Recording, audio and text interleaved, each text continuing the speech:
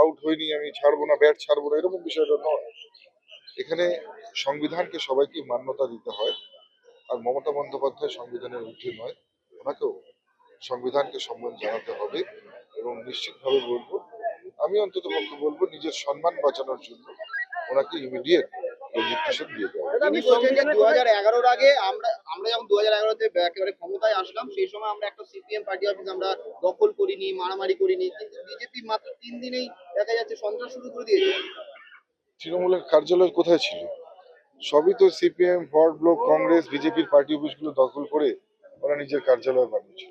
এখন যারা যাদের যাদের কার্যালয় ফিরিয়ে নিচ্ছে, আমরা তো কুচবিহারে ঘোষণা করে দিয়েছি যে যে সমস্ত কার্যালয়গুলো তৃণমূল কংগ্রেস দখল করেছিল, আপনারা যে যে পার্টির কার্যালয় আপনারা ফিরিয়ে দিন।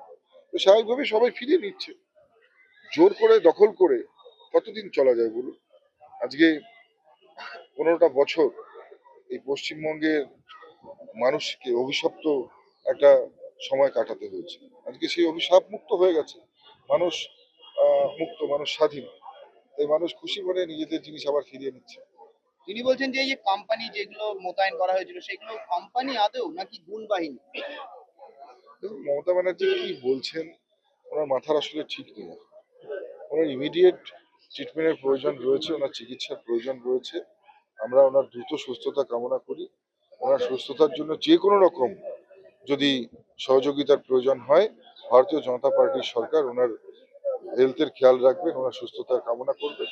এবং আমরা ওনার ট্রিটমেন্টের জন্য যা যা করণীয় যদি প্রয়োজন হয় আমরা করব। তিনি অভিযোগ করেছেন যে সিসিটিভি অফ করে একেবারে গণনা কেন্দ্রের ভিতরে তার উপরে অত্যাচার করা হয়েছে, তাকে মারা হাইকোর্ট হয়েছে। হাইকোর্ট আছে, সুপ্রিম কোর্ট আছে, সেখানে যান। দাদা, উনি বলছেন চেয়ার ছাড়বেন না এবং 100 সিট চুরি হয়েছে। চেয়ারটা ওনার বাড়িতে পাঠিয়ে দেওয়া হবে, ওই চেয়ারে উনি বসে থাকবেন।